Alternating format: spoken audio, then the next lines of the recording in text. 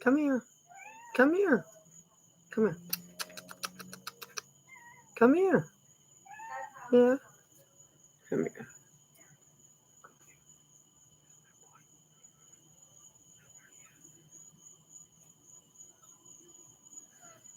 I wanted to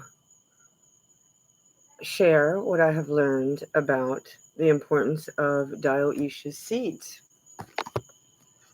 And I didn't know this word until the other day. I've been using the word, I've been using a series of words to describe plants. I want to see the kitty cat. I want you can go. You can go by. I've been using the words father and mother that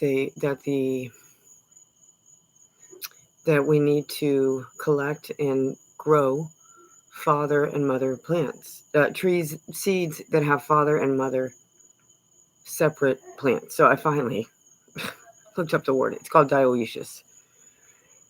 And it's really a huge eye opener when you start looking into this.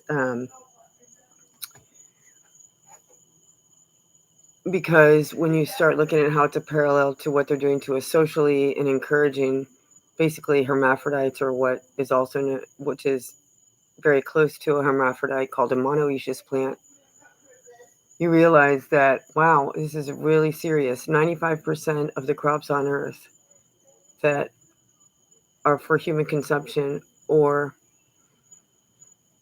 basically any type of human consumption, are monoecious or hermaphrodite, which means that they don't produce. We talked about this before. I think I talked about it, I don't know, like 10 months ago, maybe less, that we're in a seed famine. And that means that there's one group that controls the food supply if you're into carbohydrates. So that's a whole another conversation, because probably I'm wrong. I spoke with an expert on this on Sunday at a conference in New York, and was treated rather shoddily when I expressed this idea of, I got close to this idea of how I'm learning in my small food forest, which forest is such a exaggeration of what's going on. But you know what? Maybe the definition of forest, which I should look up, means that there are um, just a polyculture situation. But that polyculture may survive maybe for one generation, but if there are not dioecious seeds, the next generation, meaning the seeds that are produced from those fruits, will not produce fruit like the one you ate. Okay, they may produce fruit at this point in my research and empirical information and talking to real life experts on the ground anywhere I go who know about plants of any level. And I talk to them and ask a lot of questions and listen really hard to real people on the ground that are not looking for money and are not selling anything. And I'm very clear with them that I'm not selling anything, that I love children, and that I have a great passion for chemistry, electricity, understanding metals, understanding alchemy to help. Because I believe that this all comes back to us being intoxicated by metals. But the good news is that we can counter that with salt. And if you are interested, you can watch my different videos here to learn about my theories. I have many that I think are pretty solid based on my 10 conversations a day. That is my goal. And talking with my children and other children directly about these ideas in a soft way, and seeing their honest reaction, not influencing them, just asking them questions. And it makes sense that you need a mama and you need a daddy to make life. And you need those fluids, or that pollination needs to be connected. And that means that there is, again, a fluid transference. And that's why this whole thing about masks and this whole thing about vaccine injections and any other protective concept is based on fear and not having trust in the good, God, nature, fertility. It's all about depopulation, and it's about doing it where we suicide ourselves because we're not able to look at our ego and let it go, because and we forget about children. And it's not any there's I it's very real. And I think this has happened before and continues to happen. Probably happened 100 years ago, and people were calling out. I think that's the new Christian thought movement, which is a literary movement, allegedly. Or maybe that's all AI developed. But it's nice. I like a lot of it. It's been helping me a lot. These authors, you can look them up. You can see I post them. If you have any questions, directly write me, and I'll tell you.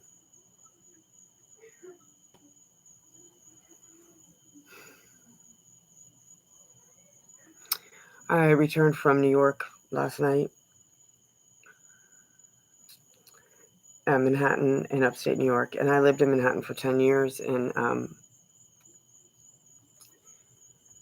it's very concerning. I mean, Radio City Music Hall is radiation city, and that's why they take all these beautiful tall women and get them into a lifestyle so that they don't ever get married and have children, though maybe the few that escape. They perverted us by the metal distraction.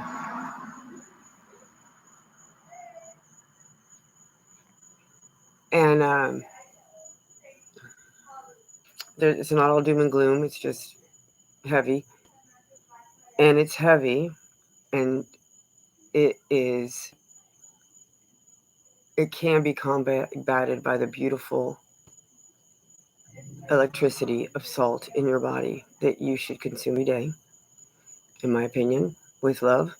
Consider consuming every day pure sea salt, if you can get it, non-iodized, unprocessed. You need to look at the sun, in my opinion, again, as much as you can, any time of day. If you even get in 1 second and you take off those sunglasses and throw them away, because I've told my daughters this since 2020. We need to get comfortable being uncomfortable. And that's what they don't count on. And that's why they created air conditioning, to make us idiots. And a really cool word that I learned on this conference, maybe one of the best things I learned, was by a guy named Jacob, and I'll get his last name. Was he said, "Sidiots, we're all sidiots." That's what I was, because I'm changing. We should always be moving. We should be maturing intellectually and empirically, and we should not be staying safe, because that's their construct. They want us to stay stupid, weak, following their rules, putting on helmets, putting on safety gear that goes into your body and kills you, based on illogical fear and logical fallacy reasoning, which is, well, if it's this, it doesn't make any sense, then this will happen, which could happen. But then based on that foundation, which didn't make any sense, you come to a conclusion of how something works out. And that's not true. But it sounds really good if you make that declaration or that claim of the first foundation and you never question it. Well, that's basically everything. Everything. Everything. So I wanted to share that. And I will be back on to talk about tobacco and nicotine and that construct and propane. And my continuing research of chemistry. I spent a good 3 hours today, 4 hours today studying chemistry. And it is really something. Does anyone have any comments about the fact that on the temperature scale of Celsius and Fahrenheit, that -40, is it exactly the same temperature? I'd like someone to explain to me how that works. When 0 is 32 in Fahrenheit. And then I think it jumps up to like 237 at 100, something like that. I'm not sure. But doesn't, I couldn't, I started the math and then I just got exhausted because this is ridiculous. It's hot or it's cold, but you need those temperature digital numbers if you're doing alchemy because, or chemistry, because chemistry is actually the quantification of alchemy. Again, fragmentation, classification. A wonderful woman I met in New York named Mariana, Ukrainian, beautiful. Older woman said to me, it's all classification. I was like, that's exactly it. Classification or fragmentation. So the more things are classified, the stupider we are in believing in those classifications. And that's most of us professionals. We learned about all of these classifications of everything from this plastic that is my porch plastic to the plastic of my outfit. Okay, when before this would be wood or stone, and this would be linen, cotton, wool, animal skin, something natural, something that anybody of any education level could understand. And what I hope and know we can get back to and aspire to is that this next generation is interested in slow, joyous, artisanal, manual development of whatever we need to live a peaceful life on land and living as horizontally as we can. It occurred to me while I was in New York that these towers that are built, I don't know, look into Bologna. If you haven't looked into the old pictures of Bologna, Italy, take a look, because I absolutely could be fake, but I believe that they were, there's, makes sense to me that there were probably towers there. And because there is nothing new under the sun. If you take anything out of the Bible and you're not a Bible believer, I get it. I understand that it's